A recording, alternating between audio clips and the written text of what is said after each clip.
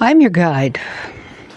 The question we're going to answer today is, why didn't anyone believe me?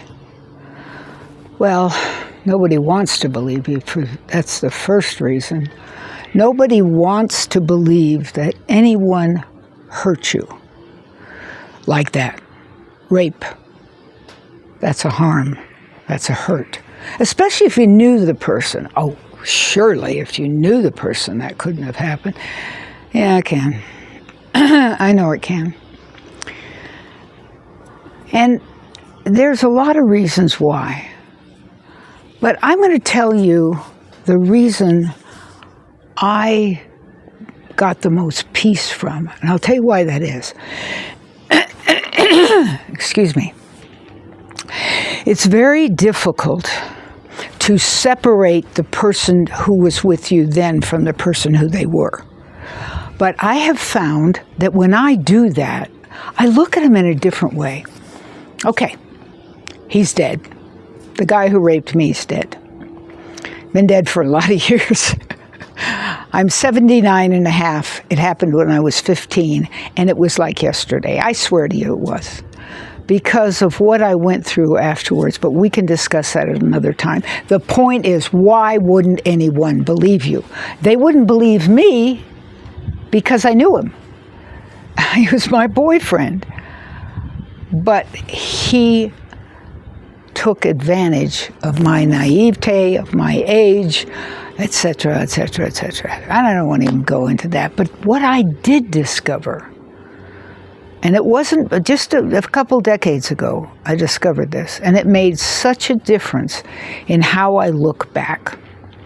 What I discovered is males between 14 and 18 have this unbelievable flood of testosterone that is difficult to manage, very difficult to manage.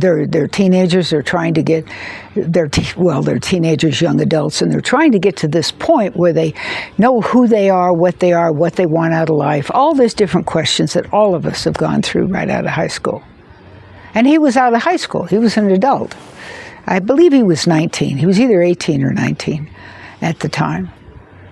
And so he was considered an adult, and not only that, he had a tremendous job. He was cleaning airplanes with acid, and he made phenomenal amounts of money. If I remember correctly, it was 6 times the minimum wage. He was working nights, he made 6 times, he was making a phenomenal amount of money. And he wanted to marry me. So there were all the reasons why my parents didn't believe me. But I never lied to them. And it just drove me nuts. I kept going over and over and over it. Of course, I was pregnant. So incredibly impossible to understand. But I also resolved that. How could I get pregnant from having somebody ejaculate on my leg? I mean, come on. I was under 100 yards of crinolines on a couch, and I didn't even know why he was touching me with this. I could feel his jeans. That's all I could feel was his jeans. I had no idea. I didn't even know how you got pregnant. Okay, I know that's hard to believe, but that's how naive I was. There was no internet. I'd never been to a library.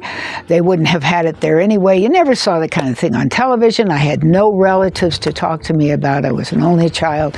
My mother, the only thing she told me about boys was don't press up against them, and then she told me to do that with my cousins, who were all boys. Didn't make sense. So I didn't know. I was really, really ignorant. So he took advantage of me. And he admitted it. I mean, he admitted it. I did not approve. I never said yes. I never gave him any indication that I had no idea what was going on. He told me, as we were walking to school, I said, my leg and pants are wet. He said, oh, don't worry about it. It's nothing. That was a lie. Was it a lie? Yeah, it was a lie. Those little suckers were swimming right up inside of me. And I could not believe that. I could not believe that. I searched and searched and searched for information. Couldn't find anything until the internet was created, which was almost 30 years later.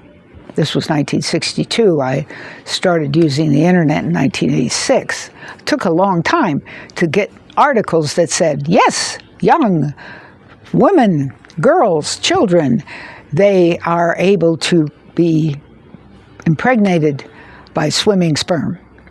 Oh, great. How wonderful. What a fabulous thing to learn.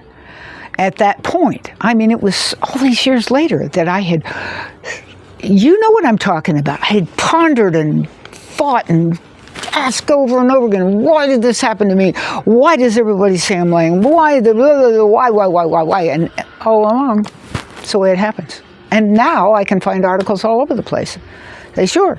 Not only that, my third child, I pulled out an IUD and got pregnant immediately. Now, come on. I understand that is very unheard of. Okay? I wanted my second child and got pregnant immediately. So go there. Some people are just, I remember a doctor once told me, you could have 12 babies. I'm like, yeah, I don't want to have 12 babies. But that's what he said to me. You could have 12 babies. You're incredibly fertile. Oh, great. Just what I needed at 15.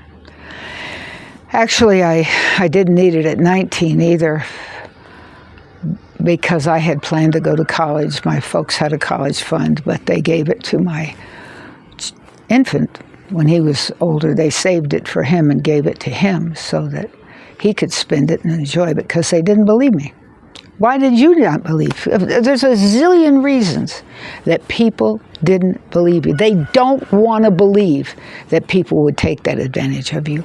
They don't want to believe that, especially if it's somebody you know, would take advantage of you. They don't want to believe you couldn't stop someone. And yet, could you? Too many people have come back with lawsuits and gotten the result that no, you couldn't have stopped them. So here's the thing. You were taken advantage of. I believe you. I know I believe you. Because when my folks whisked me off to a nunnery, of course they asked the boy, did you do this? He said yes. And of course they did nothing to him. They didn't even scold him, as far as I know. As far as I know, they never talked to him again except to say, did you do this? And all his mother said was get an abortion. Well, that was 1962. Guess what? Abortions were not legal. And I certainly wasn't going to agree to being operated on for something I didn't even understand. You asked me to kill a baby, a child, an infant, when I've been pondering and crying and wanting so badly to have a sibling? No, I had no concept for that. There was no logic in my brain. Logic comes at about the age 24, 25. I couldn't figure that way at 15. Come on. Don't even go there. So, you weren't believed. So I was whisked off to the nunnery, and Sister Superior grilled me, and the priest grilled me, and the other nuns talked to me, and the other girls talked to me, and guess what? Everybody believed I was raped. And so finally, when I got out and all things were over and my parents had lied to me and stolen my child, I asked therapist after therapist after therapist, and they all said, yep, you were raped. Okay, so I was raped. And so you need to hold on to the fact that you know you were raped. Okay? The trauma is there. You can't get rid of that trauma just by wishing it away. You got to talk it away. And we can talk about it together on my SKOOL. I have an online program called SKOOL, where we can get together. It's free. You tell me when you would like to meet. If I can possibly arrange that on my schedule of being a caregiver, I will arrange it. There's no charge, and I'll be glad to talk to you. Because the best thing I can do for my pre-rape self and for my sober self is to feel like I have value. Because when you've been raped, you don't feel safe and you don't feel lovable. You're never enough. Never, never, never enough. You're scarred. Good grief. Give me a break. We will talk about the fact that you're not scarred. You're traumatized. You're not scarred. You're traumatized. And you need someone to talk to. And so do I. There's nobody alive who believes me. So let's talk. Get together. The end of this video tells you how to get to my school. Get together with my school. Let's talk. Let's talk about how you can stop the nightmares, the flashbacks, the feelings of being unlovable, the feelings of being shamed, the feelings of being tarnished, whatever the feelings are. Let's talk about it, because that's how you get rid of it. And believe me, I've not talked about it. Very, very, very few people in my life have any idea what happened to me. The trauma that I went through, the terror as a child to be completely isolated. My parents just sent me away and pretended I wasn't there. And then they lied to me, forced me to sign paperwork to give up my child. I didn't want to give up my child. Wouldn't let me handle him, was unbelievable. And then turned him against me in every way possible. And I got him back when he was 5.5, and he figured I was the devil.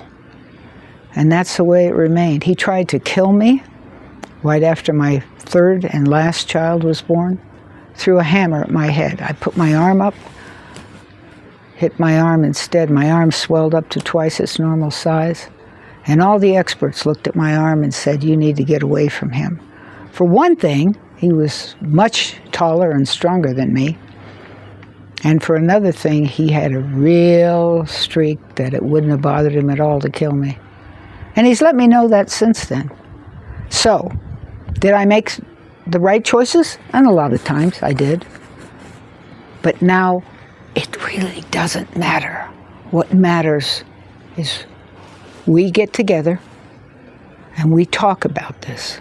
We talk about different ways that we can heal, different ways that we can help each other, different ways that we can be there for each other when you seem overwhelmed by the tragedy that you've been victimized with and left with all those memories, all those ugly,